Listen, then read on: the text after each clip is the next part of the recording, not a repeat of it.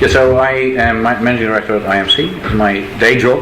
IMC is one of the largest electronic market making firms in the world. About 550 people worldwide, offices all over the world, provide liquidity and options. We are market makers in options, ETFs, futures, whatever equity, whatever asset class it trades on the screen. Also, we have set up a European Principal Traders Association on the auspices of the FIA, and now we have 23 members. I think that in terms of the membership, I won't go into it very long. I'm sure some of you will have met us already. I think that what's relevant here is that in the equity markets, probably you can assume that 1 out of 3 trades in the equity markets will have one of these members as a counterparty on either one of those trades. So hopefully that does away with this concept of fake liquidity. And then we also in the derivatives markets will have obviously much even higher market shares than that. We like regulation because regulation lowers the barriers to entry usually, and it fosters transparency. And transparency is key if you're a electronic market making firm or a liquidity provider. So you need transparency. We have no clients, so we can't trade. We have no prior knowledge of anything in the market. We depend on transparency for our strategies, and I'll go into that a little bit later. I'm going to show something that's fairly similar to what my colleague has showed, so I can sail through this a bit quicker. But this is the old days, and this is really more the equity markets. So institution A on the left, institution B on the right want to buy and sell. 10 to 15 years ago, they would call their broker, the sales trader would pick up the phone, give the order to the trader would then call the floor broker would pick up the phone, and so on, and the specialist would execute the trade, and then the whole process would start again. So an enormous amount of frictional costs. Not only all these people had to be paid money for what they did, which in some cases was fairly low value added, and I can vouch for that because I ran one of the large trading desks in the city until 5 years ago. That was a very large business in the city, and that's a much smaller business today because this is what happens today. So these institutions now are empowered to access these markets directly through algorithms provided by my colleague on the right, and they trade on an electronic platform. And what you don't have on these platforms is the old specialist. Now what you have on these platforms, or the old CX market maker, or the old Nasdaq market maker, you have new market makers, new liquidity providers, who are making sure that when institution A want to buy and institution B want to sell, it rarely happens that they want to do that at exactly the same time. There's always somebody who's willing to step in between. So this has caused a huge paradigm shift in the market. So this used to be a very large business in the city. I think the average desk would have, in the year 2000, probably had revenues of €1 billion to €1.5 billion. That desk now probably there's not even a fifth of that left today. So when you think about how do you want to reduce frictional costs, technology and these lowering barriers to entry is something that is incredibly effective to cutting some of the maybe bonus cultures as well that we have seen in the past. Why is speed important in this? Speed is important to a market maker because a market maker's quote, if he enters it into the system, is valid until he cancels it. I.e., if an exchange takes a long time to process this cancellation, and when the market moves, they need to cancel that quote, he's exposed, that market maker. So the faster the exchange is, the tighter, the narrower he can quote, the narrower the bid-ask spreads, and the bigger the size that market maker is willing to quote. So the more liquidity he's willing to offer. It's a huge correlation between speed and capacity of exchanges, and I'll go and show you the data later on. Huge correlation, positive correlation between speed and capacity, and exchange costs as well as liquidity and spreads. And all of this, in the end of the day, reduces the frictional costs to the end users. So the institutions who are representing pensioners and savers are ultimately enormous beneficiaries of this. So the pensioners and the savers will enjoy an enormous cut in the ultimate cost that they pay to these markets as a result. So this is what speed has done, and the speed. And it doesn't cause risk. Sorry? It doesn't cause risk. Additional risk. Well, I'll have a... Because you say the contrary. What do I say the contrary? The higher the speed, the more immediate the transfer of risk. The more immediate the transfer of risk. So an exchange is for those who want to lay off risk to those who want to bear risk. So the higher the speed, the more immediate the transfer, the more quicker you can get rid of that risk as somebody who wants to sell, or the quicker you can assume this risk. Right? For so the more it's a risk management market, tool. Perhaps speed creates even more risk. No, speed is a risk management tool. Okay. Because if you want to sell something and it takes a day, right? You're exposed to that risk for another day. So the higher the liquidity in the market, and the higher you can convert your asset into cash, the better it is for risk purposes. So if you're for example, trading a credit default swap that's not exchange traded, that's OTC traded, and you cannot sell it because there's no liquidity in the market, that's when financial crisis happens. But when you talk about an exchange traded market, right, and I think that one thing we should not forget, exchange traded markets have functioned extraordinarily well over the last 5 years. You may not have liked the prices, your banks may have been too low value, you may not have understood why is ING trading at 5-6 euros, but you could always buy and you could always sell. So exchange traded markets have actually functioned extraordinarily well. There's no indication that these markets have become less stable as a result of automation. So I challenge anybody that wants to suggest the opposite, but there's no indication that these markets are less stable. I obviously understand that markets have become less stable, but the microstructure of the market has been functioning very well. There's overwhelming evidence that markets have become more efficient and substantially cheaper for the end user. So Vanguard, which is the third largest asset manager in the world, they manage $2.3 trillion, calculates that with the cuts in transaction costs that they have enjoyed over the last 15 years, the average pensioner that invests with them over a 30-year life cycle will have 30% more 30% more funds in their ultimate investment account. This is Vanguard. So, improvements to market quality through the use of technology. Much academic evidence supports this conclusion. It's all in the back of the presentation. There's about 30 research reports. Expands, lowers cost of access to information and markets. It reduces spreads. It adds to liquidity, maintains price and efficiency, reduces volatility. Average institutional commissions in Europe. In the year 2000, 100%, and my colleague on the right can probably confirm some of these numbers, 100% of business was done high touch, i.e. over the phone, at rates as high as 25 to 40 basis points. Today, 60 to 70% of the institutions, they trade now through algorithmic DMA at rates as low as 1 to 3 basis points, at a 90+% cut in commissions. So that's money that ultimately ends up with the savers and the pensioners. So that has been a huge value that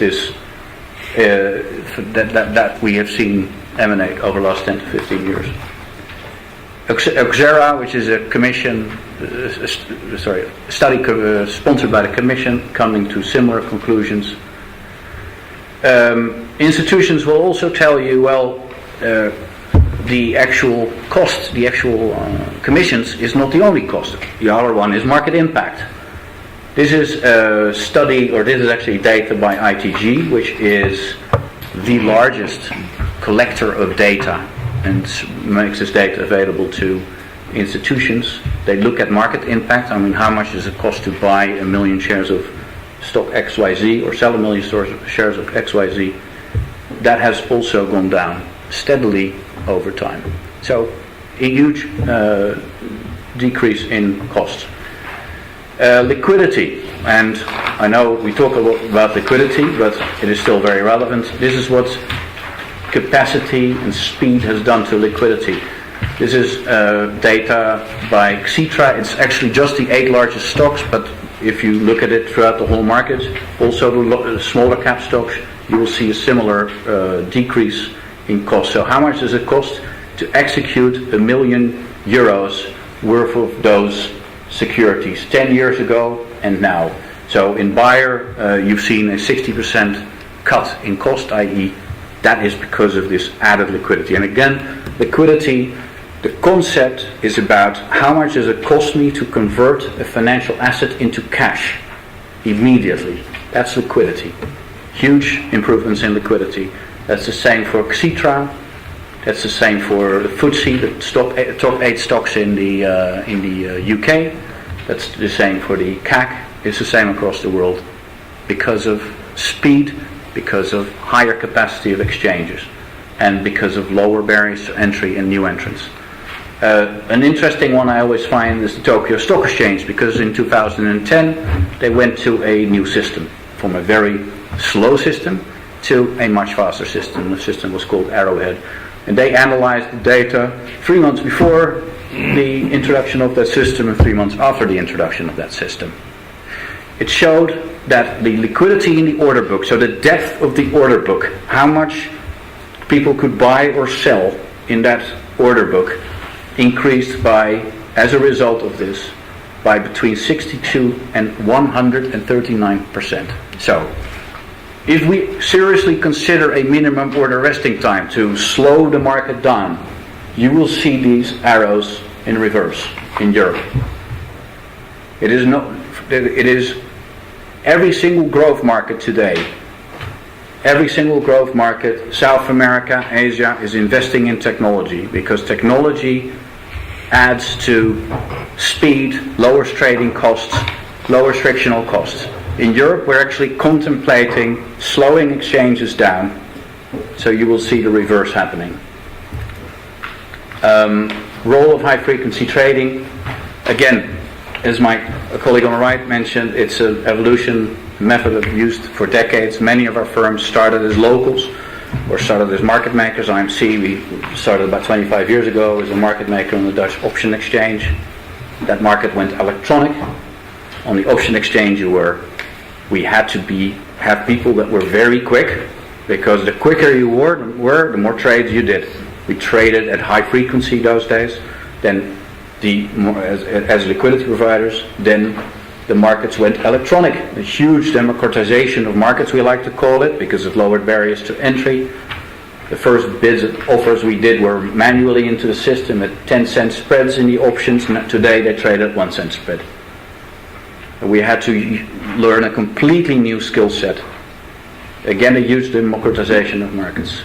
The skill set used to be you were very big, and you were very loud, and you were quick. And today the skill set is about having very good quant skills and having very good technology. We compete with each other. We don't compete with institutions. Institutions come and they trade against our quotes. Again, this is high-frequency trading. It's technology are used by all market participants pretty much nowadays. There is no definition possible, we believe, because it is not about a type of activity, but about the frequency and speed of it. So it's quite unprecedented, I think, or I believe, I'm not sure that anywhere we're trying to define a frequency of an activity. Anywhere, I believe. So a car maker that now churns out 1 car a day versus Rolls-Royce that churn out 1 car a week, that car maker that's quicker is not called a high frequency car maker. It's so defining something by the frequency of activity is subjective. But Rolls Royce is more quality, isn't it? Well, I'd rather have Fiat. More expensive. More quality. So I'd rather have a Fiat. Principal trading firms only use public data. They don't have any clients. Trading strategies, market making, liquidity providing. We do that in options, equities, futures, FX. It adds to liquidity, lessens volatility, better prices for end users. Market making, arbitrage. We look at fungible securities, so we make sure that all these exchange traded funds, they are related to futures, or equities are related to futures, or ADRs, American Depository Receipt, that trade in New York, are related to the ordinary shares. What our firms do is we constantly make sure that these asset prices are kept completely in line with each other. Statistical arbitrage, again, this is adding liquidity to the marketplace, and it dampens volatility. Statistical arbitrage, it looks at correlations. It will trade Phillips versus Siemens because of historical correlations. Again, it adds to liquidity. Example of market making arbitrage, somebody in Amsterdam wants to sell Philips shares, ordinary shares. The equivalent ADRs, it's another security, but it's related because it's fungible, trades in New York. Another investor at that time wants to buy these ADRs. If nobody is there in between making a market and using this and transferring this risk between these two market centers, then the price in Europe would drop a lot and the price in the US would go up a lot, i.e. you would have more volatility and less liquidity.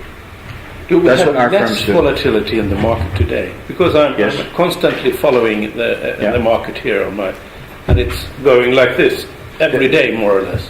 The actual last 4 or 5 months has been the lowest volatility for the last, I believe, in the last 15 years. I think it's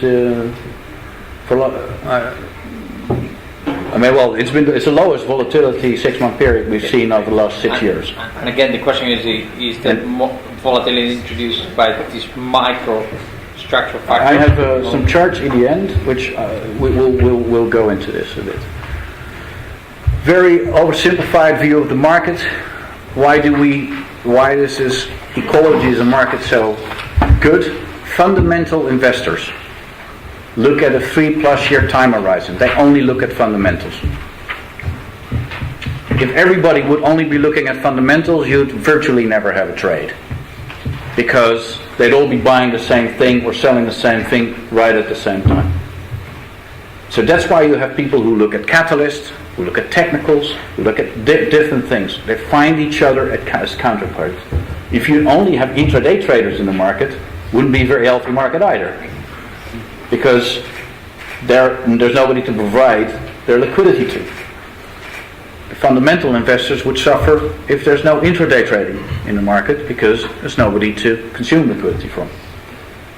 And i.e., again, you would have higher price swings, quite logically, because you're all going to buy in the same stock at the same time, because all your models are pretty much the same. Sorry, I'm being a little bit disingenuous maybe about the asset management industry, but the models are often fairly similar. Position on MiFID II.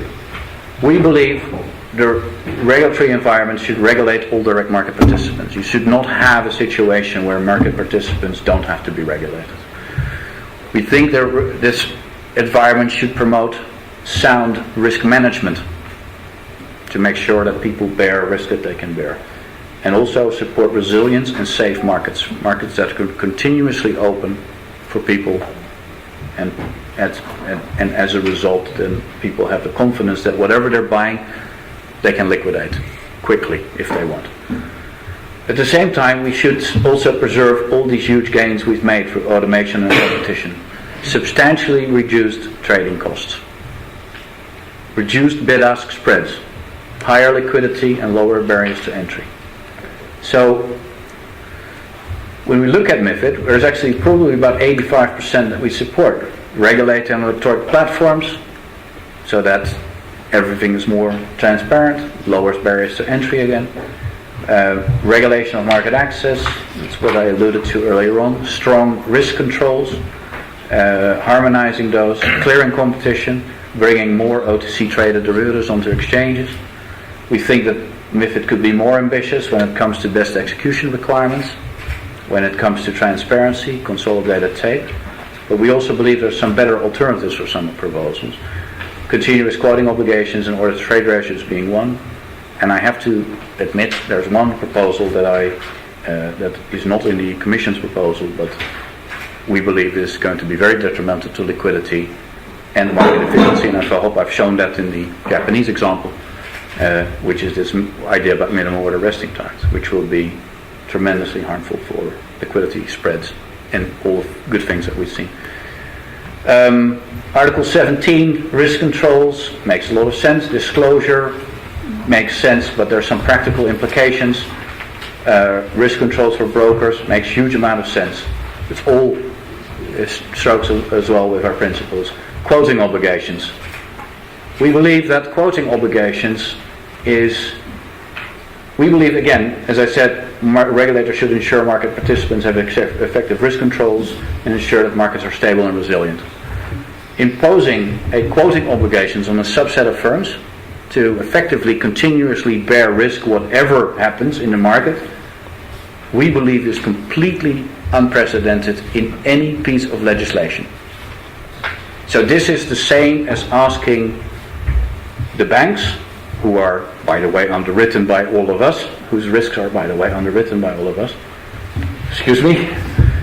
that whoever comes into their door has to get a loan, no matter what credit history, no matter what their story is. That is effectively what you're asking a subset of firms to do by imposing a quoting obligation. So you're asking a subset of firms to continuously, no matter what the circumstances are, bear risk. We have quoting obligations on the markets, but markets come and offer us incentives in return for that. And we are free to then choose to join that program or not. That's how these markets globally have always worked. And this would be completely unprecedented with an outcome which is relatively unpredictable, we believe as well, but it would certainly increase systemic risk because you're asking a group of participants to bear risk where they may not want to. Circuit breakers, systems resilience, again, many good things, but one thing I wanted to highlight is order to trade ratios. Order to trade ratios which have been very much brought into this whole market abuse sphere. So why are order messages high in a competitive market? So let's start with that. This is a screen-based market, right? And we also have to understand the screen-based market is always competing head-on with the OTC or off-exchange market. So the tighter the pricing on the screen-based market, the less OTC trading, the less incentive you will have for OTC trading. And always keep that in mind. The wider, if you quote wide, so imagine that's a security, it trades and it goes up and down.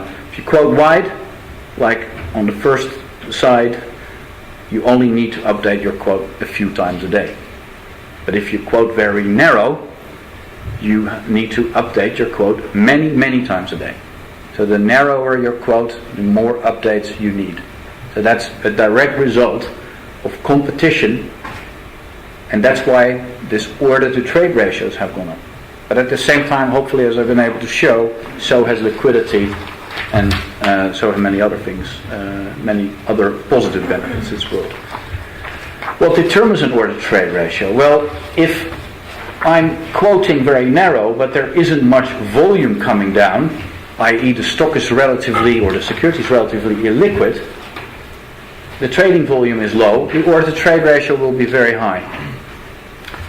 Volatility is high, we need to update even more, or order to trade ratio also will be very high. if you limit these order-to-trade ratios, the first thing that will happen is that the lesser liquid securities of spreads will widen immediately. The exchange-traded funds, options, exchange-traded options, they will widen immediately as a result.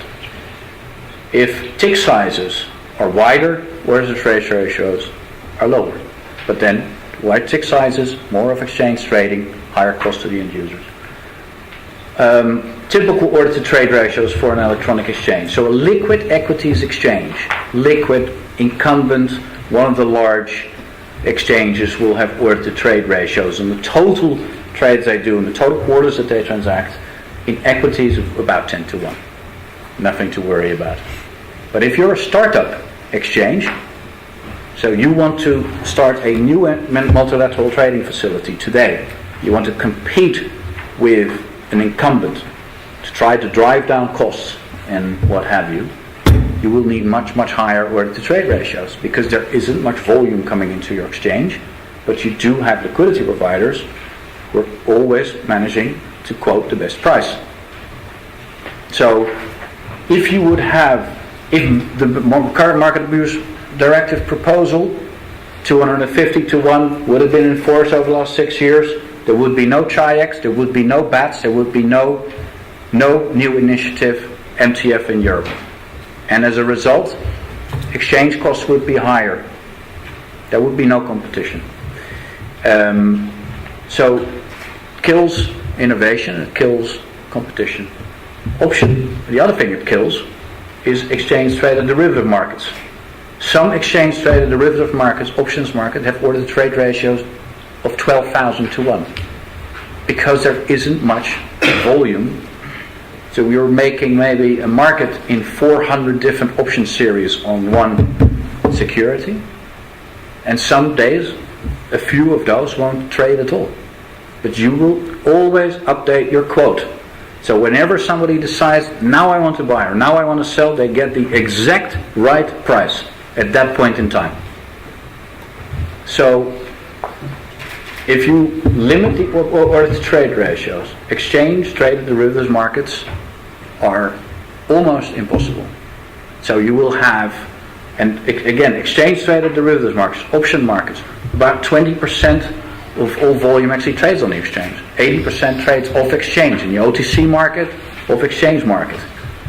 You will see much more of that, because you're making the screen-traded markets much harder to transact on as a result. ETF markets, exactly the same. Exchange-traded funds, today about 70% of all exchange-traded funds trade off exchange.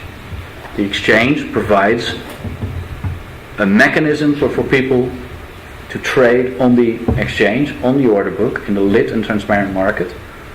And the tighter the quote, the more incentive there is to trade on that exchange. You limit the order-to-trade ratio, quotes will widen. Lastly, market abuse and order messages. So there is no evidence whatsoever of any link between market abuse and excessive order messages. So the concept of quote stuffing was something that came up just after the flash crash, that this was one of the causes of the flash crash. This was a research firm that I don't think anybody had ever heard of. We certainly hadn't. That was in one of the outskirts of Chicago, and they came up with a very nice theory about quote stuffing and certain shark fin patterns that they had witnessed in the market as the cause of the flash crash. Quote stuffing is not something anybody has really witnessed. There's been no regulator that has really witnessed it, or exchange that has witnessed it. The SEC CFTC report on the flash crash states that the evidence does not support this hypothesis that delays in the feeds triggered or otherwise caused the extreme volatility witnessed that day. Now, there is very considerable evidence of better markets as a result of automation, and order messages are a byproduct of more efficient screen-traded markets. And screen-traded markets compete on prices with OTC. Lastly, high message rates are not market abuse, they are certainly sometimes inefficient. And exchanges have developed over time effective ways to deal with this issue. And that, I think, is it. You had a question on volatility. Mm-hmm. I wasn't actually... Do I have some time, or shall I just talk about this for a few minutes? Start this question. Volatility is caused by uncertainty of outcomes. I think that we are in a situation where the uncertainty of outcomes is bigger than what I have witnessed in my lifetime anyway. Inflation, if there's going to be inflation, you want to buy stocks. If there's going to be deflation, you don't want to buy stocks. So there's an enormous difference of what you will have on asset values. So there's going to be more quantitative easing or austerity. Huge influence on asset values. The volatility we've witnessed is not something that should surprise us. And it's certainly not something that is bigger than it was in 2003 or 1998. If you actually look at the intraday volatility versus the overnight volatility. So overnight, let's say that overnight even the most ardent speculator or manipulator is asleep. So influencing that volatility, even the most manipulative person is not able to do that. So you can safely assume that overnight volatility is pretty much based on fundamentals. If you then look at the ratio of, or the relationship between the intraday volatility and this overnight volatility, actually in many markets it was higher 2003, 2004. So intraday volatility as a measure of overnight volatility has actually gone down. So if you look at volatility, you look at end of day volatility, yeah, it's been high. But it's very hard to influence that volatility if markets are closed. Right? So you actually have to look at intraday volatility and then to try to equalize it. What is that in relation to overnight volatility when everybody is asleep? Okay. What do you mean everyone is asleep? Overnight volatility is not, you can't influence overnight. Yeah, but a European security, the European security does not trade overnight. But I thought that everything is about the global impact. The market never sleeps, I was told. Well, we're looking here at, for example, the AEX index, and after 5:30 European time, the AEX index is closed.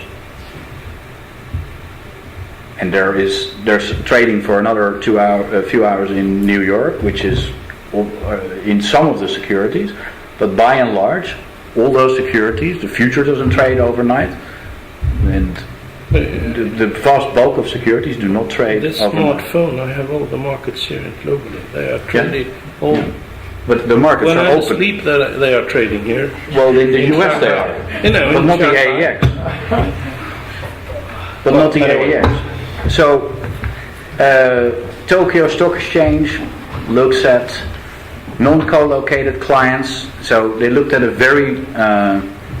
big down day, which was on the 9th of August 2011, and they looked at where most of the selling pressure was coming from. Their non-co-located clients, which is something you would naturally expect. The co-located clients, which if you overlay these two graphs, we're reacting in buying spikes to the selling spikes from the non-co-located clients. And then, last but not least, if you look at the asset classes asset classes that are basically purely traded OTC, credit default swaps, interest rate swaps, you've seen even much higher increases in bouts of volatility than in the exchange traded asset classes.